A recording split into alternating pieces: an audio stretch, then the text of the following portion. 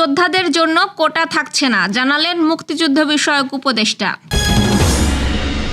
সব শিক্ষা প্রতিষ্ঠানের জন্য অতীব জরুরি নির্দেশনা মাউশির, তথ্য দেওয়ার সময় 2 দিন। 10 দিনের মধ্যে অমীমাংসিত বিষয়গুলো নিয়ে সমাধানে আসার আহ্বান আলী রিয়াজের। তিস্তার পানি বিপদসীমার কাছাকাছি, নিম্নাঞ্চলে বন্যার আশঙ্কা।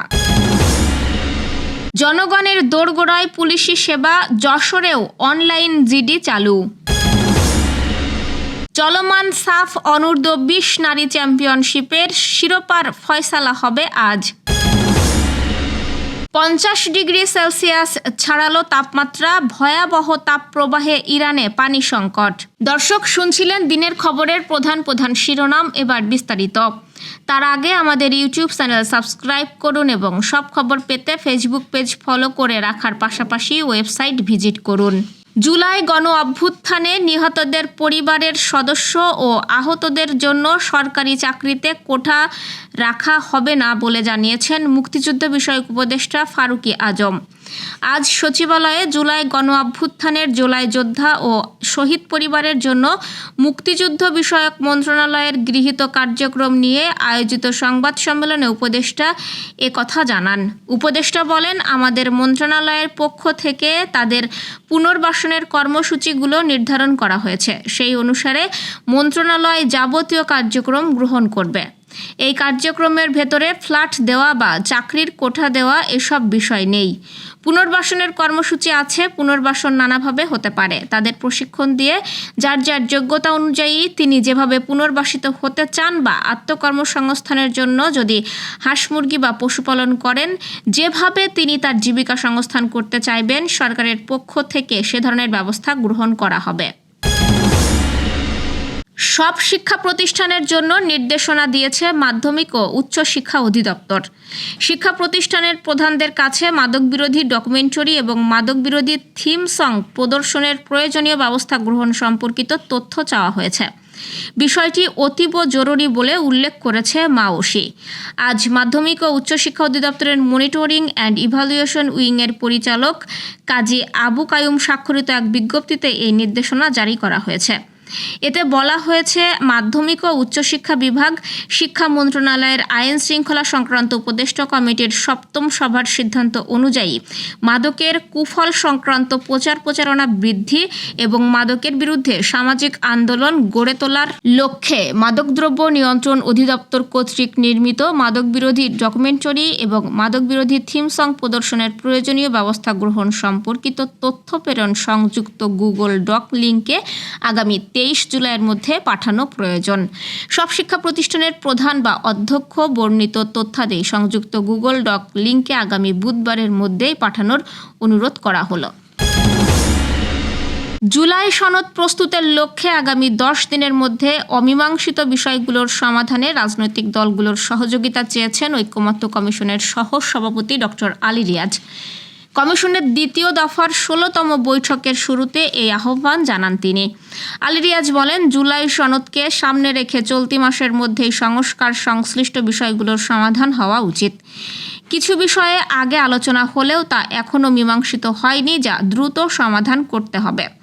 ঐক্যমত্য কমিশনের সহ-সভাপতি জানান, এখন পর্যন্ত 8টি বিষয়ে সকল রাজনৈতিক দল ঐক্যমত্যে পৌঁছেছে। আজকের আলোচনায় প্রধানমন্ত্রীর একাধিক পদে থাকা এবং রাষ্ট্র পরিচালনার মূলনীতির মতো ইস্যুতে গুরুত্বপূর্ণ অগ্রগতি হবে বলে আশা প্রকাশ করেন তিনি। ঐক্যমত্য কমিশন কোনো দলের উপর জোর করে কিছু চাপিয়ে দেবে না বলেও মন্তব্য করেন আলী রিয়াজ। উজানে ভারতে টানা ভারী বর্ষণ ও পাহাড়ি ঢলের প্রভাবে তিস্তা নদীর পানি লালমনিরহাটের হাতীবান্ধা তিস্তা ব্যারেজ পয়েন্টে দ্রুত বৃদ্ধি পাচ্ছে। পানির চাপ নিয়ন্ত্রণে ব্যারেজের 44টি গেট খুলে দেওয়া হয়েছে। বন্যা পূর্বাভাস ও সতর্কীকরণ কেন্দ্র জানিয়েছে, পরিস্থিতি অব্যাহত থাকলে রাতের মধ্যেই পানি বিপদসীমা অতিক্রম করতে পারে, ফলে তিস্তা সংলগ্ন নিম্নাঞ্চলে বন্যা দেখা দিতে পারে। এখন থেকে যশোরবাসী ঘরে বসেই করতে পারবেন সাধারণ ডায়েরি বা জিডি। পুলিশি সেবা জনগণের দোরগোড়ায় পৌঁছে দিতে রোববার দিবাগত রাত 12:01 কোতোয়ালি থানায় এই অনলাইন জিডি সেবার আনুষ্ঠানিক উদ্বোধন করেন যশোরের পুলিশ সুপার রৌনক জাহান। উদ্বোধন শেষে পুলিশ সুপার নিজে উপস্থিত থেকে এক নারীর অনলাইন জিডির মাধ্যমে কর্মসূচির সূচনা করেন। আমরা অনলাইন জিডিটা করেছিলাম, হারানো সংক্রান্ত বিষয় সংক্রান্ত হচ্ছে এটা সীমিত ছিল, কিন্তু এখন হচ্ছে আমাদের আইনি যতগুলি সুযোগ আছে জিডি করার সবগুলি বিষয়ই আপনি এখন জিডি করতে পারবেন। আপনারা ডিজিটালি যারা এডুকেটেড, যাদের হচ্ছে ইন্টারনেট স্মার্টফোন আছে, ইন্টারনেট অ্যাক্সেস আছে, এবং হচ্ছে আপনারা কীভাবে একটা আইডি খুলে একটা অ্যাক্সেস দিতে হয়, অন্যান্য যে আমরা সেবা নিই পাসপোর্ট বা অন্যান্য সেবার মতো যারা শিক্ষিত তারা অবশ্যই সেটা ঘরে বসেই পাবেন। আগে প্রিন্ট জমা দিতে হবে, আপনি যেটা অনলাইনে করবেন সেটা আপনাকে কোনো কিছুই করতে হবে না, সেটা অটোমেটিক। এ সময় তিনি বলেন, অনেক সময় থানায় জিডি করতে এসে সাধারণ মানুষ দালালের খপ্পরে পড়েন বা নানা রকম হয়রানির শিকার হন। সেই যুগের অবসান হয়েছে। এখন থেকে ঘরে বসেই অনলাইনে 32টি বিষয়ের উপর জিডি করা যাবে। এসপি আরও জানান, যারা অনলাইনে জিডি করতে পারবেন না তাদের জন্য থানায় আলাদা সহায়তা বুথ চালু রাখা হয়েছে। কেউ চাইলে সেখানে গিয়ে সংশ্লিষ্ট কর্মকর্তার সহযোগিতায় অনলাইন জিডি করতে পারবেন। এই সেবার আওতায় একযোগে খুলনা ও বরিশাল রেঞ্জের সকল থানাতেও একই সঙ্গে অনলাইন জিডি চালু হয়েছে বলে জানান তিনি। অনুষ্ঠানে আরও উপস্থিত ছিলেন অতিরিক্ত police super crime and ops Abul Bashar, অতিরিক্ত পুলিশ সুপার সদর সার্কেল আহসান হাবিব, কোতোয়ালি থানার ভারপ্রাপ্ত কর্মকর্তা আবুল হাসনাত, তদন্ত কর্মকর্তা ইন্সপেক্টর কাজী বাবুল সহ পুলিশের বিভিন্ন পর্যায়ের কর্মকর্তারা। সব শেষ আসরের চ্যাম্পিয়ন বাংলাদেশ। এবারের আসরেও রয়েছে শিরোপা জয়ের দ্বারপ্রান্তে। অপেক্ষা শুধু শেষ বাঁশির। নেপালের বিপক্ষে বাকি আর মাত্র একটি ম্যাচ, তারপরই জানা যাবে কে হাসবে শেষ হাসি, কার হাতে উঠবে সাফ অনূর্ধ্ব 20 নারী চ্যাম্পিয়নশিপের ট্রফি। উত্তরের জন্য অপেক্ষা আজ সন্ধ্যা 7টা পর্যন্ত। বসুন্ধরা কিংস অ্যারেনাতে শিরোপা নির্ধারণী এই লড়াইয়ে মুখোমুখি হবে স্বাগতিক বাংলাদেশ ও চিরচেনা প্রতিপক্ষ নেপাল। সমীকরণও খুব সহজ, পয়েন্টে এগিয়ে থাকায় জয় বা ড্র করলেই শিরোপা আফিদাদের, তবে হারলেই উল্টে যাবে সবকিছু, তীরে এসে তরি ডুববে স্বাগতিকদের। ইরানে চলমান তীব্র তাপপ্রবাহের মধ্যে পানির ভয়াবহ সংকট দেখা দিয়েছে। দেশটির আবহাওয়া বিভাগ জানিয়েছে, এই পর্যন্ত বছরে এখন পর্যন্ত সবচেয়ে বেশি গরম পড়েছে। কিছু এলাকায় তাপমাত্রা 50 ডিগ্রি সেলসিয়াস ছাড়িয়ে গেছে। সরকারি মুখপাত্র ফাতে মেহেজারিন স্থানীয় সময় রোববার জানিয়েছেন, তীব্র গরম ও বিদ্যুৎ পানি সাশ্রয়ের প্রয়োজনীয়তার কারণে আগামী 23 জুলাই তেহরান প্রদেশে সরকারি ছুটি ঘোষণা করা হয়েছে।